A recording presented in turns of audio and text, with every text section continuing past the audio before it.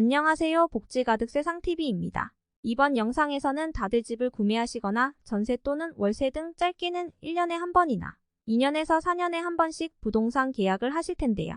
집을 계약할 때는 보증금 몇 백만 원부터 몇 억까지 오고 가기 때문에 신중하고 꼼꼼하게 해야만 합니다. 특히 세입자라면 계약 기간까지 잘 거주하다가 계약을 연장하거나 보증금을 잘 돌려받고 집을 이사하는 것이 제일 중요하죠. 그런데 요즘 집 계약 관련한 사기가 급증하고 있는 것 아시나요? 최근에도 집 40채 이상 가진 남성이 사망하는 바람에 온통 난리가 난 사건이 있었는데요. 수백만 원 또는 수천, 수억 원에 달하는 금액의 피해를 세입자가 떠안아야 했던 사건이었습니다. 이것처럼 이번 영상을 통해서 앞으로 달라지는 전세 계약 보증금 관련한 내용과 모른다면 무조건 당할 수밖에 없는 내용들로 준비를 해보았으니 영상 끝까지 시청하시고 꼭 아시고 가셨으면 좋겠습니다. 영상 보시기 전에 구독과 좋아요, 알림 설정 한 번씩만 부탁드려요. 여러분은 집 계약하실 때 어떤 것을 중요하게 생각하실까요? 저 같은 경우라면 내가 냈던 보증금을 안전하게 돌려받는 것이 제일 중요하다고 생각합니다. 세입자라면 이 부분이 가장 중요한 것 같은데요. 보증금을 돌려받지 못하는 사례들이 늘고 있다고 하는데 몇 가지 이야기해드리면서 안내해드리겠습니다. 가짜 집주인과 가짜 세입자 들어보셨을까요? 점점 갈수록 이 수법이 대담해지고 있습니다. 예를 하나 들어드릴게요. 세입자가 집주인과 정상적인 거래를 하고 전입신고까지 마친 상황입니다. 하지만 얼마 뒤에 집주인이 바뀌고 새로운 집주인은 전세와 같은 금액으로 매매를 합니다. 그리고 이 새로운 집주인이 기존 세입자 몰래 새로운 세입자를 들입니다. 이게 요즘 일어나고 있는 사기 수법인데요. 깡통 전세의 집주인이 유령 세입자를 모집해서 중간에서 불법 대출을 중개하는 것인데 총 3명이서 불법 전세 대출을 한 뒤 돈을 나눠가는 수법이라고 합니다. 보통은 사회초년생이나 신혼부부 등 신용에 큰 문제가 없는 청년들을 이용하여 세입자를 모집한 뒤에 전세 대출을 하게 한 뒤 깡통 전세의 바지 집주인의 통장에 전세금이 들어가면 중간에 전세 대출을 중개한 사람과 돈을 나눠 가지는 것이죠.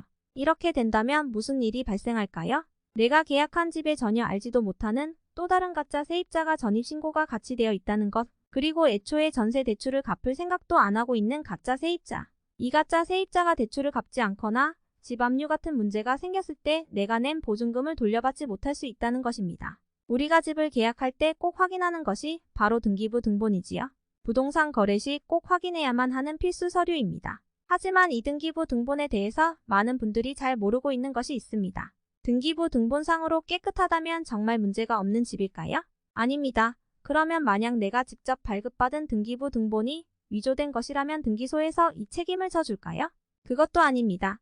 우리나라의 등기부 등본은 법적 효력이 없다고 합니다. 즉, 등기소에서 내가 직접 받은 등기부 등본이라고 해도 그 등기부 등본이 위조되고 잘못된 것이라고 해도 등기소에서 책임을 지지 않는다는 것이죠.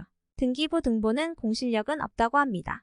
즉, 공실력이 없다는 것은 법적으로 보호도 받을 수 없는 것입니다. 등기부 등본의 소유주와 대출 금액, 거주지 등의 내용을 표시해주는 서류이지 이 내용을 모두 국가가 책임지는 것은 아니라고 합니다. 만일 대출을 모두 상환하지 않은 집주인이 대출이 없다는 내용으로 은행 서류를 위조한 뒤 등기소에 제출하고 등기 근저당을 말소했다면 임차인은 그런 위조된 내용의 등기부 등본을 확인하게 될 겁니다. 이런 사례에 대해서도 위조된 등기부 등본으로 인한 피해에 대해 보상을 하나도 받지 못한다고 하네요. 등기부 등본을 기본적으로 믿고 진행하는 거긴 하지만 정말 희박한 확률로 이런 일이 발생할 수 있기 때문에 등기부 등본의 내용이 100% 진실이 아니라는 점을 꼭 기억하시면 도움이 되실 거라 생각합니다. 이것처럼 부동산을 계약할 때는 주의해야 할 것이 생각보다 많습니다. 정부에서는 이런 피해 사례들을 줄이기 위해서 새로운 정책을 시행한다고 하는데요. 전세 계약 시 가장 중요한 전세금 반환 보증이 달라집니다. 그동안에는 전세 가격을 매매가 100%까지 보증 가입을 허용했지만 이런 제도를 악용해서 임차인에게 깡통 전세 계약을 유도한 전세 사기 수단으로 발전하는 경우가 많아지게 된 것입니다. 앞으로는 보증 가입으로 인한 보증금을 돌려받는 조건이 달라지는데요. 올해 5월부터 새롭게 시행된다고 합니다. 그 내용은 이렇습니다. 보증 대상의 전세가율을 90%로 낮춥니다. 앞으로는 전세가율 90%가 넘는 계약은 전세보증 가입이 불가하게 변경이 되는데요. 이런 제도가 앞으로 시행된 후에는 수도권 빌라 계약 중에 전세보증 가입이 불가한 건이 60%에 달할 것이라고 발표했습니다. 5월부터는 이런 보증보험을 가입할 수 없는 계약건이 증가한다고 하니 계약하실 때 꼭 확인하시길 바라겠습니다. 그리고 또 한 가지는 국세청과 연계되어 있는 앱을 이용하시면 이런 일을 조금이나마 막을 수 있다고 하는데요. 세금 체납 정보 등을 안심전세 앱에서 악성 임대인에 대한 정보를 이 앱을 통해 확인할 수 있다고 합니다. 정말 좋은 정보인 것 같습니다. 집 계약할 때 또 하나 알아두셔야 할 점이 있습니다. 바로 전입신고와 근저당 효과 발생 시점인데요. 전입신고의 법적 효력은 다음날 0시부터 효력이 발생하고 근저당은 즉시 효력이 발생합니다. 만일 같은 날 세입자가 전입신고를 한 뒤에 집주인이 바뀌고 이세 주인이 근저당을 설정했다면 이 근저당 설정의 법적 효력이 먼저입니다. 집이 경매로 넘어갔을 때 세입자는 후 순위로 밀려나 보증금을 돌려받지 못하는데요. 이런 피해 사례도 막기 위해서 올해부터 시범사업을 추진 중에 있다고 합니다. 주택담보대출을 심사할 때 임대인의 동의를 받은 뒤 대출 심사 과정에서 확정일자를 확인 후 대출을 실행하는 사업입니다. 전국에 있는 우리은행 710여 개 지점에서 시범 운영된다고 하는데요. 이것도 알아두시면 도움이 될 것 같아 정보를 전달드려 봅니다.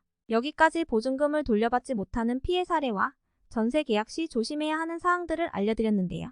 도움이 되셨다면 구독과 좋아요, 알림 설정 부탁드리고 다음에도 유익한 영상으로 찾아오겠습니다. 영상 끝까지 시청해주셔서 감사합니다.